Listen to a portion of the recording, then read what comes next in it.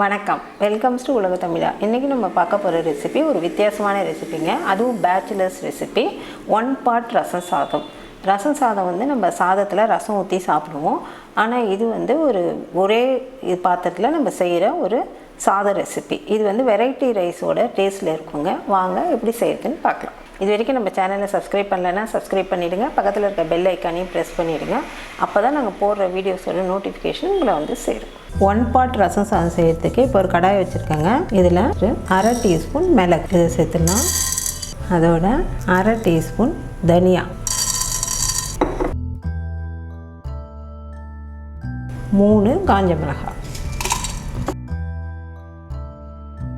1/4 teaspoon வெந்தயம்,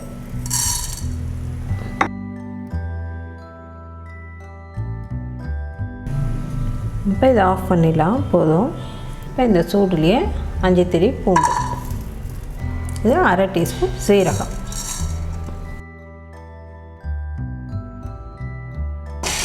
இதெல்லாம் போட்டு நம்ம மிக்சியில் அரைக்க போகிறோம். இதை வறுக்காமல் கூட அரைக்கலாம். வறுத்துட்டு அரைச்சா ரொம்ப ஈஸியாக இது மசிஞ்சிடும்.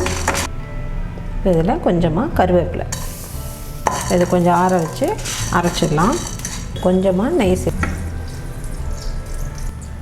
1/2 டீஸ்பூன் கடுகு, 1/4 டீஸ்பூன் பெருங்காயம், இதில் இப்போ நம்ம அரைச்சிட்டு வந்த பவுடர் 1-2 அரைச்சிருக்கோங்க, அதை சேர்த்துக்கலாம். மிளகு, சீரகம், தனியா, காஞ்ச மிளகாய், பூண்டு. இதில் 2 தக்காளி பொடியாக கட் பண்ண 2 தக்காளி,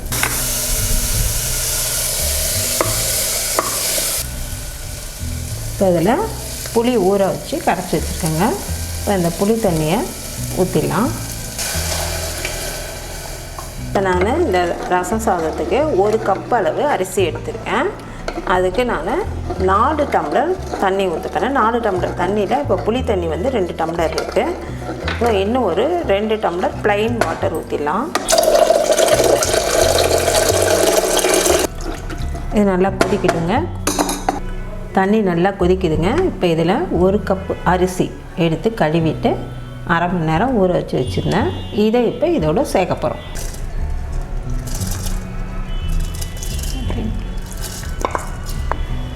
குக்கர் மூடி போட்டு ஒரு 3 விசில் விட்டுடலாம்.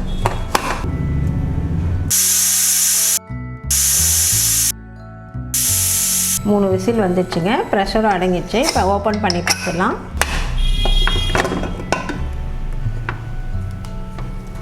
ரசம் சாதம் சூப்பராக ரெடியாக இருக்குது. நல்லா லைட்டாக கொஞ்சம் மசிச்சு விட்டுக்கலாம். இப்போ நமக்கு 1 part ரசம் சாதம் ரெடி. 1 part ரசம் சாதம் சூப்பராக ரெடி ஆகிடுச்சிங்க. இது ஒரு பேச்சுலர்ஸ் ரெசிபிங்க. நீங்களும் உங்கள் வீட்டில் ட்ரை பண்ணி பார்த்துட்டு உங்கள் கருத்துக்களை எங்களுக்கு தெரியப்படுத்துங்க. நன்றி, வணக்கம்.